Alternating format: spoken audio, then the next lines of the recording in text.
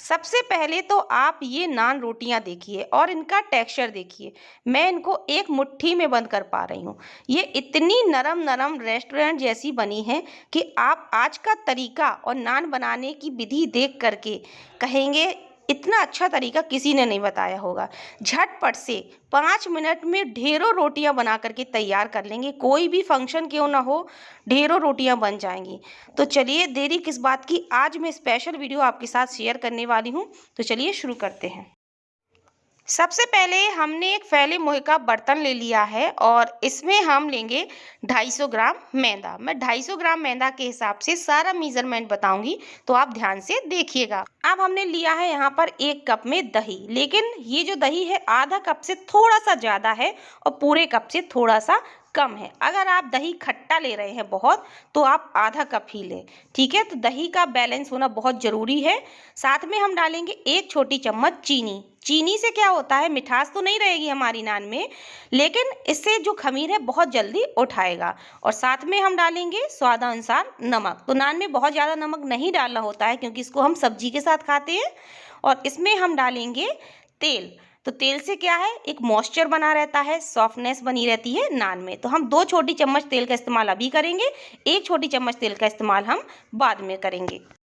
अब बहुत ज़रूरी बात, नान में आप मीठा सोडा भी डाल सकते हैं, लेकिन आज मैं इनो डाल रही हूँ। इनो क्यों डाल रही हूँ, क्योंकि इस समय मौसम है सर्दियों का। सर्दियों में खमीर उठने में बहुत टाइम लगता है, लेकिन जो इनो का इफेक्ट होता है वो मीठा सोडा से कहीं ज़्यादा बेहतर होता है। तो अगर आप इनो का इस्तेमाल करेंगे तो 1.5 से 2 घंटे में ही बहुत अच्छे से खमीर उठ आएगा और आपकी नान रोटियां बहुत बढ़िया बनेंगी। तो आप पूरा 1 सैशे इनो का डाल दीजिएगा।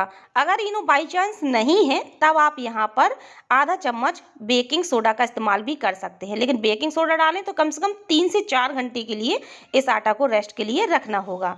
तो चलिए अब हम सभी चीज़ों को पहले तो अच्छे से मिक्स कर लेते हैं, यानी कि दही को, ताकि हमें एक परफेक्ट अंदाज़ा लग जाए कि हमें कितने पानी की ज़रूरत होगी।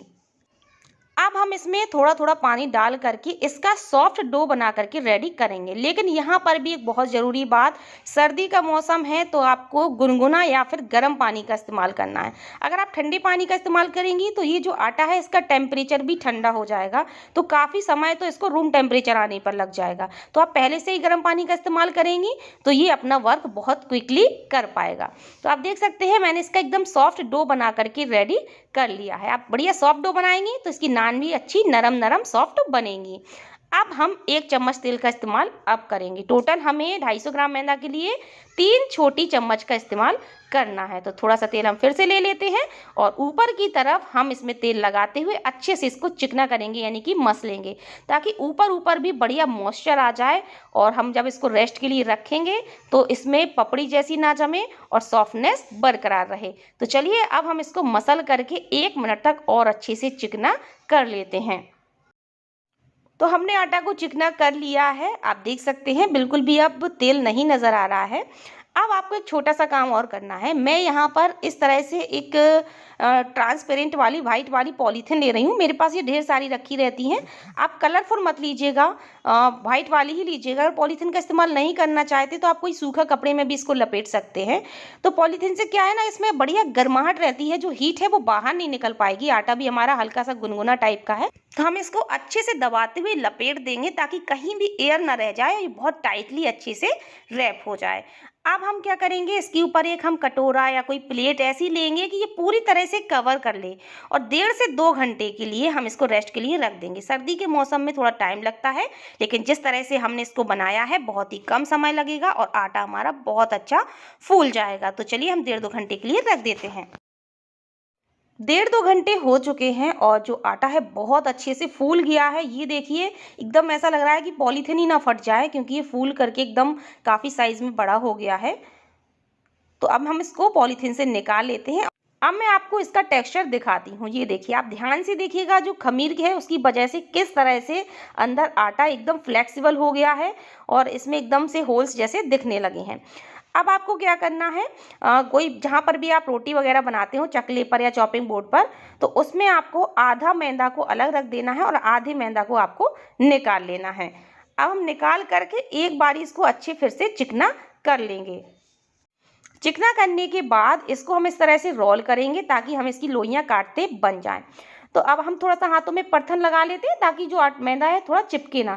तो हम इसकी लोइयां काटेंगे, लेकिन लोइयां आपको थोड़ा बड़े साइज की काटनी है। क्यों काटनी है मैं अभी आपको बताती हूँ, जबकि इतनी बड़ी हम नान नहीं बनाएंगे जितनी हम लोइयां काट रहे हैं। अब हमने बड़े साइज की लोई काटी, इसको भी हम थोड़ा सा रोल करेंगे और इसके भी हम 2 भाग कट करेंगे। ये देखिए, तो इससे क्या होगा, एकदम परफेक्ट शेप की हमारी नान बन के रेडी होंगी। हम बहुत ज़्यादा मोटी नान नहीं बनाएंगे, रेस्टोरेंट में क्या है वो बहुत मोटी नान देते हैं, तो ये मैदा की होती है ना, तो ये बहुत हैवी होती हैं, तो पेट में जाके फूलती हैं और आसानी से पच नहीं पाती हैं, जिससे डाइजेस्टिव सिस्टम गड़बड़ हो जाता है। तो इसके लिए हम बहुत हैवी नान नहीं बनाने वाले। तो आप देख सकते हैं मैंने इक्वल शेप की लोइयां बना करके रेडी कर ली हैं। अब हम सभी लोइयों को साइड में रख देते हैं। एक लोई हम ले लेंगे और इसको हम अच्छे से रोल करेंगे और थोड़ा सा चपटा कर लेंगे पेड़े के जैसा। अब हम इसमें परथन लगाएंगे, तो मैदा का ही आपको परथन लगाना है। परथन लगाने के बाद हम इसको बेलन से बेलेंगे। तो जो नान होती है रेस्टोरेंट में, अगर आपने नान खाई हो तो वो अंडाकार यानी कि ओवल शेप में देते हैं। वैसे शेप से कोई फर्क नहीं पड़ता, आप गोल भी बेल लेंगे, टेस्ट तो वही है ना, लेकिन जो लुक है देखने में वो वही नहीं आएगा। तो मैं यहाँ पर ओवल शेप में यानी कि अंडाकार शेप में इसको बेलूंगी। तो थोड़ा सा हमने इसको बेल लिया है। अब हम यहाँ पर लेंगे कलौंजी। कलौंजी इसको आप ऑनियन सीड्स भी बोल सकते हैं। अगर कलौंजी नहीं है तो आप यहाँ पर काले तिल का इस्तेमाल भी कर सकते हैं। कलौंजी के इस्तेमाल से रोटी देखने में अच्छी लगती है और सर्दियों का मौसम में तो थोड़ी गर्माहट भी बनी रहती है, तो फायदा करती है कलौंजी। तो यहाँ पर मैंने हरा धनिया ले लिया है, तो धनिया को भी हमने बारीक बारीक काट लिया था। तो धोने के बाद काटिएगा, तो इससे धनिया जो है हल्की सी गीली रहेगी, तो रोटी चिपकने में आसानी होगी, यानी कि रोटी में अच्छे से चिपक जाएंगी। तो आप देख सकते हैं मैंने अच्छे से धनिया को फैला दिया है। तो बहुत ज़्यादा लगाना चाहते हैं तो ज़्यादा भी लगा सकते हैं, लेकिन बहुत ज़्यादा अच्छी नहीं लगती हैं। तो हमने धनिया को लगा दिया है और बिल्कुल हल्के हल्के हाथों से हम 1-2 बार बेलन को चला देंगे। ज़्यादा नहीं फैलाना है, बस 1-2 बार ही आपको चलाना है। तो लीजिए, नान हमारी बनने के लिए बिल्कुल रेडी है। तो इसको हम अलग प्लेट में निकाल लेते हैं। तो इसी तरह से मैं आपको एक नान और बना करके बता देती हूँ। बहुत ही आसान होता है इसको बनाना, बस बेलन से आपको अंडाकार शेप देना है। तो ये जो आप नान देख रहे हैं ना, मैं बहुत मोटी नहीं बना रही हूँ, मैंने पतला ही बेला है इसको, लेकिन इतना पतला नहीं बेलना कि आप रोटी जितना पतला बेल दें। रोटी से थोड़ा सा आपको मोटा रखना है। अंडाकार शेप में बेल करके इसमें कलौंजी और थोड़ी सी हम धनिया लगा देंगे। फिर बेलन से हल्का सा रोल करेंगे ताकि धनिया अच्छे से चिपक जाए। याद रखिए, धनिया धोने के बाद काटनी है आपको, थोड़ा सा गीली बनी रहे। तो इसी तरह से हम सारी नान बना करके रेडी कर लेंगे। तो आप देख सकते हैं मैंने कितनी सारी नान बना ली है। टोटल मैंने 7 यानी कि 7 नान बनाई हैं और सातों नान मैं 5 मिनट में बनाने वाली हूँ। आपकी गैस बचेगी, समय बचेगा। अगर आप पार्टी कर रही हैं, बर्थडे पार्टी कुछ भी हो, आपको लगता है एक एक बनाने में बहुत टाइम लगता है, तो आप एक बार में ढेर सारी नान बना करके बहुत सारे लोगों को खिला भी सकती हैं। अब आपको क्या करना है, इन नान को उसी जगह आपको पलट करके रख लेना है। क्यों रखना है भी आपको बाद में पता चल जाएगा। तो हम इसको उल्टा करके रख लेते हैं और इन नान्स को हम रख देते हैं साइड में। अब यहाँ पर मेरी बात बहुत ध्यान से सुनिएगा। यहाँ पर मैंने ली है एल्यूमिनियम की कढ़ाई। आप लोहे की भी ले सकते हैं, लेकिन लोहे की मैंने आज तक नहीं बनाई है। सच कहूँ, कढ़ाई में, तवे में तो बनाई है रोटी, शेयर भी किया है वीडियो, लेकिन कढ़ाई में नहीं बनाई है। तो यहाँ पर मैंने एल्यूमिनियम की कढ़ाई ले ली है। तो आप चाहे तो इसके अंदर वाले हिस्से में भी रोटियाँ बना सकते हैं, लेकिन मैं सजेस्ट करूँगी इसके उल्टे हिस्से में रोटियाँ बनाइए। क्यों, वो भी मैं आपको अभी बाद में बताती हूँ। तो हम क्या करेंगे, कढ़ाई को हम उल्टा कर लेंगे। तो देखिए, ये बड़े साइज़ की कढ़ाई है, इसमें आराम से 7 से 8 रोटियां बन जाएंगी। आपके पास जितने बड़े साइज की कढ़ाई हो आप वो ले सकते हैं, छोटे साइज की है तो वो भी ले सकते हैं। थोड़ा सा हम तेल लेंगे और कढ़ाई को अच्छे से ग्रीस कर लेंगे। ये क्यों करना है, ताकि जब हम बाद में रोटियां निकालें तो रोटियां हमारी चिपकी ना रह जाएं, आसानी से निकल आए, क्योंकि ये भी बहुत ज़रूरी पॉइंट है। अगर आप चिपकी रह गई तो हमारी सब मेहनत बेकार हो जाएगी। तो अब यहाँ पर मैंने लिया है पानी। पानी लेकर के आप ब्रश की मदद से आप चाहे तो रोटियों में इस तरह से लगा सकते हैं, लेकिन सबसे बढ़िया तरीका मैं बताऊं, हाथों की उंगलियों को डुबोइए और इस तरह से आप हल्के हल्के हाथों से फेर दीजिए। तो सभी जगह बहुत अच्छे से इवनली पानी लग जाएगा। तो बहुत ज़्यादा पानी लगाने की ज़रूरत नहीं है, बस गीला हाथ करना है और इसके ऊपर फेर देना है। तो आप देख सकते हैं कितने अच्छे तरीके से सभी जगह पानी लग गया है। तो इसी तरह से हम सभी नान में पानी लगा करके रेडी कर लेते हैं। फ्रेंड्स, ये नान बनाने का आपको तरीका पूरे यूट्यूब में किसी ने नहीं बताया होगा। इससे पहले भी मैं नान की रोटी शेयर कर चुकी हूँ, तंदूरी रोटी, आप मेरी चैनल पर जा करके देख सकते हैं।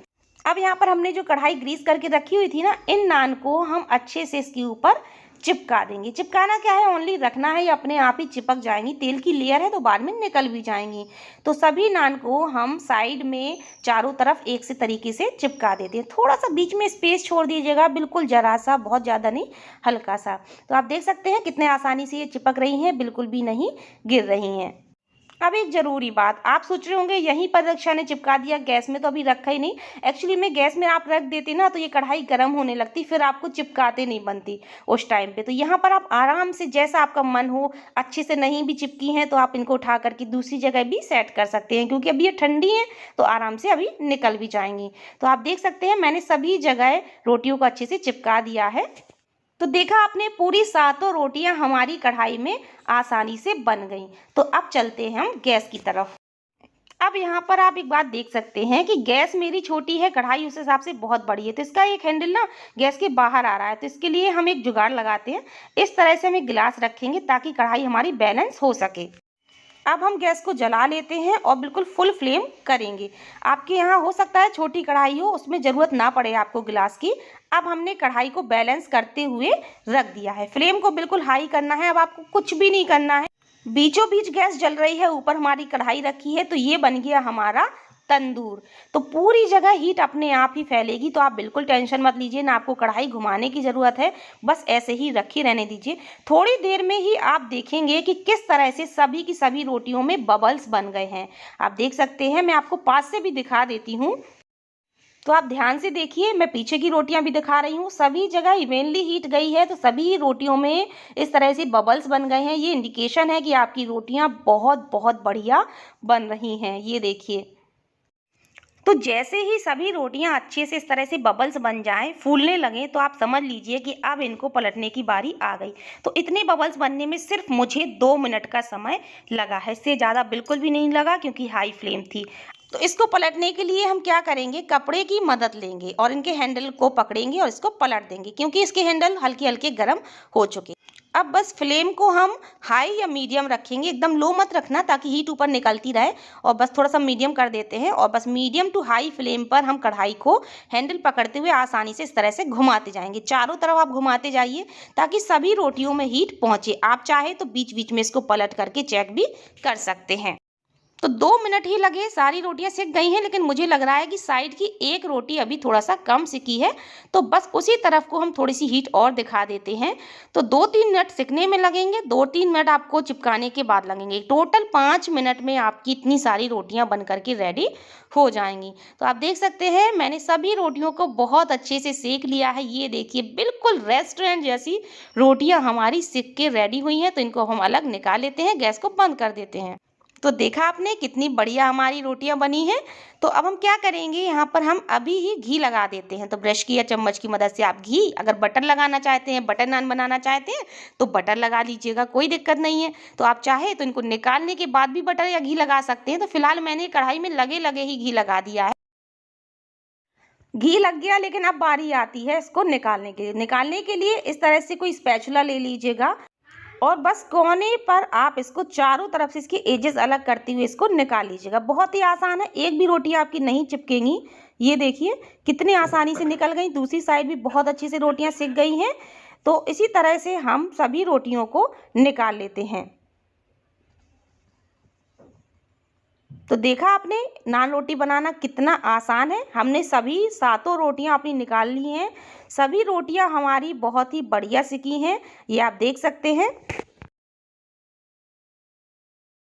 अब मैं आपको इनकी सॉफ्टनेस दिखाती हूँ कि ये कितनी सॉफ्ट है। देखिए किस तरह से ये मुट्ठी में बंद हो रही हैं, और मैं मुट्ठी को खोल रही हूँ तो हमारी रोटियां भी खुल जा रही हैं। ये इंडिकेशन है कि एकदम नरम नरम रेस्टोरेंट जैसी रोटियां बन के रेडी हुई हैं। और हमने इनको बहुत ज़्यादा मोटा भी नहीं बनाया है, फिर भी हमारी रोटियां देखिए कितनी बढ़िया फूली हैं, कितनी सॉफ्ट टेक्सचर की बनी हैं। तो आई होप फ्रेंड्स आपको आज की नान रोटी की ये झटपट वाली रेसिपी खूब पसंद आई होगी। बिना समय गंवाए, बिना गैस गंवाए झटपट से इसको आप बनाइए। मिनटों में बनेंगी ढेर सारी रोटियां और इसका एंजॉय करिए। वीडियो अच्छा लगे तो वीडियो को लाइक शेयर करना बिल्कुल मत भूलिएगा। तो फिर मिलते हैं फ्रेंड्स अपनी अगली रेसिपी के साथ। तब तक के लिए बाय बाय, टेक केयर।